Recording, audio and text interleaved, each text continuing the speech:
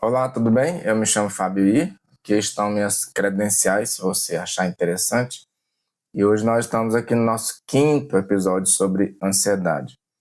Nós vamos falar sobre o quê hoje? Vamos falar sobre três coisas. Uma coisa em três. Hoje nós vamos falar sobre ritos, rituais e rankings, que são coisas que eu não diria que a gente perdeu, a gente apenas aplicou em outros lugares da nossa vida. Vamos lá, eu quero começar com essa cena aqui do filme Procurando Nemo. Bárbara, eu não tô entendendo. Esse treco aqui tem garantia pra vida toda e quebra. Aí eu tive que limpar o aquário, tirar todos os peixes, colocar no saco plástico e... Pra onde eles foram?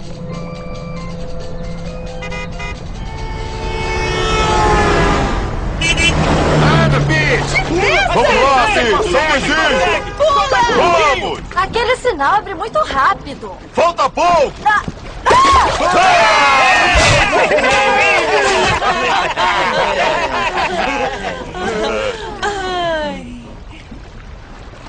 E agora?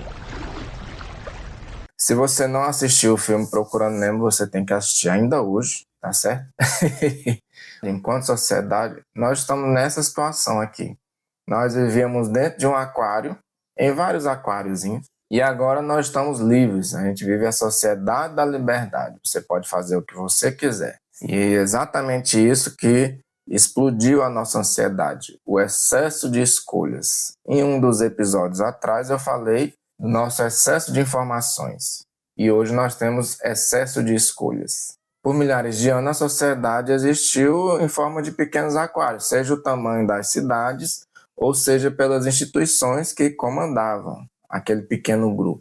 Por muito tempo foi o exército, por muito tempo foi o rei, por muito tempo foi a igreja, e depois da Revolução Industrial agora chegou um novo player, que é o comércio, que é a indústria. Então essas instituições detinham poder sobre as pessoas, e com esse poder vinha a decisão de como seria a vida dessas pessoas durante toda a sua existência. O rei decidia quem fazia parte da nobreza, e a nobreza decidia quem seria plebeu. E a sua vida seria essa do início ao fim. Essas instituições decidiam qual era o nosso propósito nesse mundo.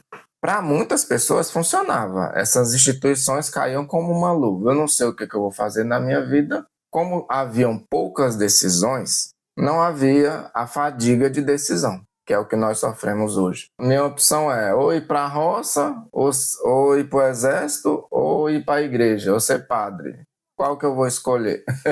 Na literatura e no cinema a gente já viu muitas histórias assim. Essas instituições eram a base da sociedade e a base para muita gente. Como essas pessoas tinham menos opções, tinham menos questionamentos. Menos questionamentos, menos sofrimento. Lá no episódio da Ignorância é uma Bênção, você pode ver aqui no meu canal, eu expliquei que quanto mais nós sabemos, mais nós sofremos. E hoje eu digo que quanto mais opções nós temos, mais nós sofremos, em qualquer área da nossa vida. Vamos ver algumas parcas opções que as pessoas tinham até pouco tempo atrás. No caso da mulher, principalmente, né? A opção da mulher era casar e ter filhos. Por isso que as mulheres lutaram tanto para fazer outras coisas. Lutaram tanto que hoje elas querem lutar para voltar a só casar e ter filhos. A sociedade é uma graça, ela sempre dá uma volta. Novamente, o caso dos artesãos. Quem tinha alguma profissão geralmente passava essa profissão para o seu filho. Carpinteiro, filho de carpinteiro. Por isso que Jesus era carpinteiro, porque José já era carpinteiro. O padeiro, filho dele ia ser padeiro. O ferreiro ia ser ferreiro. O agricultor, o filho ia ser agricultor. A partir da burguesia, quem tinha algum comércio, passava esse comércio para o seu filho. Quem fazia parte da nobreza ou do comércio tinha mais opções e dava mais opções aos seus filhos. Na família nobre, o filho poderia estudar para ser médico. A próxima geração ele ia querer que fosse médico também. Advogado e engenheiro. Se o pai era engenheiro, o filho se tornaria engenheiro. Você quer um excelente exemplo? Santos Dumont. O pai dele era engenheiro e ele se tornou engenheiro aeronáutico. Se tornou inventor. Ele dispunha tanto do conhecimento e da influência do pai dele, quanto da educação do dinheirinho e do tempo para fazer essas coisas, que é o mais importante. Um exemplo da religião. Algumas pessoas, para ter uma vida melhor, que não fosse apenas camponês, que não fosse apenas para ir para a roça, se tornavam monges, se tornavam padres. Um exemplo na literatura, Dom Casmurro. A mãe de Dom Casmurro, por algum motivo lá que eu não me lembro, ela prometeu que o filho seria padre, o Dom Casmurro. Mas ele se apaixona pela bendita Capitu com olhos de ressaca. Todo mundo sabe disso. Então, ele está naquele dilema, apaixonado pela Capitu, mas tem que ser padre porque a mãe quer, não necessariamente porque ele quer. Então, o propósito dele não foi decidido por ele, foi decidido pela mãe. E lá no final do livro, vou contar, se você não leu no ensino médio obrigatoriamente, você só lê o resumo na internet, pediu o resumo pelo chat GPT agora. No final, a mãe consegue adota um cidadão lá, e o cidadão vai ser padre no lugar do Bentinho para ele poder casar com a Capitu. Mas o propósito do Bentinho não foi escolhido por ele, foi escolhido por alguém que tinha poder sobre ele, no caso a mãe. O exército é serviço militar obrigatório até hoje. Todo homem é obrigado a se alistar a partir dos 18 anos. Então todos serviam naquele tempo. Muitos morriam com glória, exemplo de 300 que eu trouxe. Muitos voltavam traumatizados, não é verdade? Exemplo do Rambo, excelente filme. Tem um outro excelente filme do Tobey Maguire, que faz o primeiro Spider-Man. Ele ficou tão famoso sendo o Spider-Man que é difícil enxergar ele em outro papel. Mas esse outro filme é muito bom, que é Entre Irmãos, que ele volta traumatizado da guerra. Tinha muito disso nos anos 80. Rambo, o Arnold Schwarzenegger fez muito desses filmes. Filmes de, como é que eu posso dizer? Filmes de alistamento militar. Não é verdade? E um desses filmes em que o personagem ele encontrava glória no exército, não só morria ou voltava traumatizado, era Top Gun. Inclusive, foi um dos maiores filmes de alguns anos atrás, né? Filme machista para muita gente, deu essa polêmica, porque exatamente o filme ele traz pensamentos de décadas passadas. Veio a industrialização e o pai ia trabalhar nas fábricas, 16 horas por dia.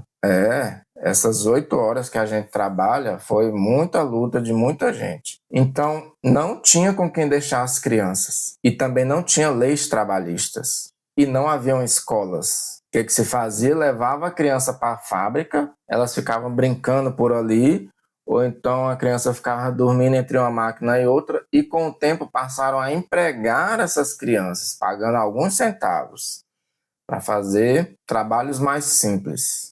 As crianças eram empregadas nas fábricas desde cedo. Em muitas áreas da nossa vida, a gente está vivendo a era de ouro. A criança já seguia a profissão do pai bem cedinho. Então, as fábricas evoluíram e precisavam de pessoas mais qualificadas. Só então veio a escola para os pobres. A escola para os ricos já existia, que já assumiu diretamente os cargos mais altos. Ou era dono da fábrica, ou amigo do dono e já assumia o posto ali de gerente, coordenador, etc. Veio a escola para os pobres, porque a indústria precisava de pessoas mais qualificadas. Com isso vieram as novas profissões. Antes existia apenas o tutor ou professor particular, para quem tinha dinheiro. Agora temos novas profissões, professores, professoras, diretores de escola, coordenador, todas essas profissões da educação. As universidades também existiam para quem tem dinheirinho. Quem passou a trabalhar nesses locais passou a influenciar os filhos a também trabalhar com a educação. Mesmo sem essa influência, eu percebi que eu segui a profissão da minha avó, trabalhar com a educação. Fiz de tudo para não trabalhar com a educação, mas aqui estamos, com muita alegria. Então, uma coisa que eu citei é a falta de opções. Essas pessoas não tinham opções, elas tinham que andar na linha daquela sociedade, daquelas opções. Porém, no cinema e na literatura, eu acabei de citar o Dom Casmurro, vieram os questionadores. Só é interessante a história dos questionadores, né? Dom Casmurro questionava por que ele tinha que ser padre. Se ele não queria, não tinha a vocação para isso. Então vieram os heróis. Os heróis sempre são questionadores, não se encaixam no pensamento do seu tempo. E aí a sociedade evolui por causa deles. Um questionador gera novos questionadores. Por isso que quem tinha o poder em cada tempo procurava eliminar aquele questionador. Excelente filme do William Wallace, Coração Valente.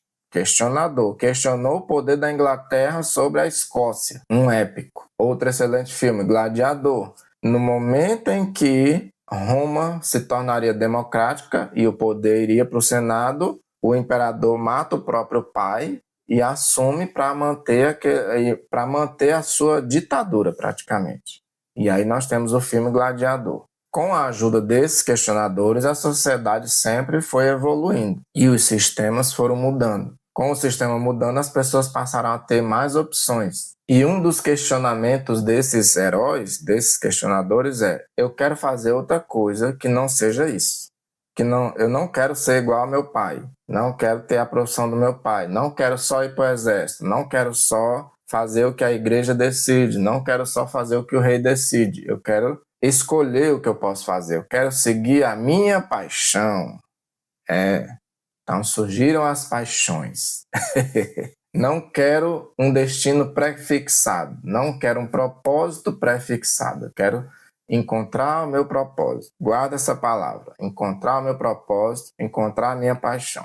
Como eu expliquei, para muita gente, a decisão dessas instituições e a decisão dos pais cai como uma luva, não é verdade? Encaixa perfeitamente.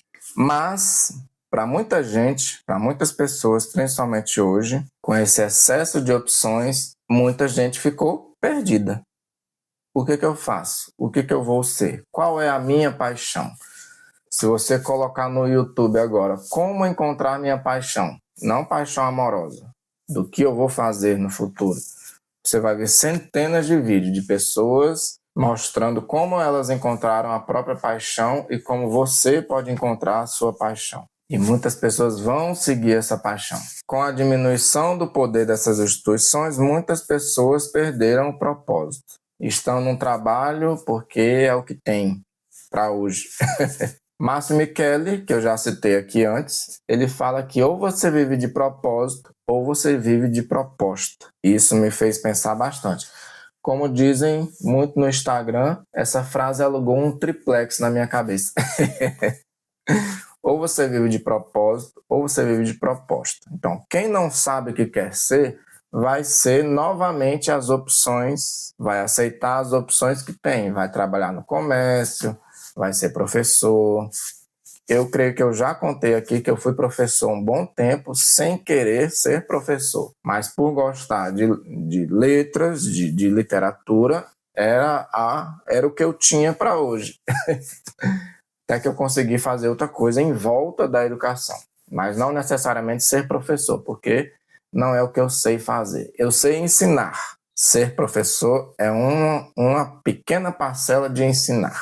Com isso, essas pessoas que não conseguem encontrar o seu propósito e aceitam propostas, elas não conseguem satisfazer toda a pirâmide de Maslow, que eu já mostrei e vou mostrar novamente. Não conseguimos chegar ao topo da nossa pirâmide. Quando nós estamos num trabalho apenas para pagar as contas, nós não chegamos na satisfação plena, não chegamos no topo da pirâmide. E quem apenas supre as suas necessidades básicas é gado.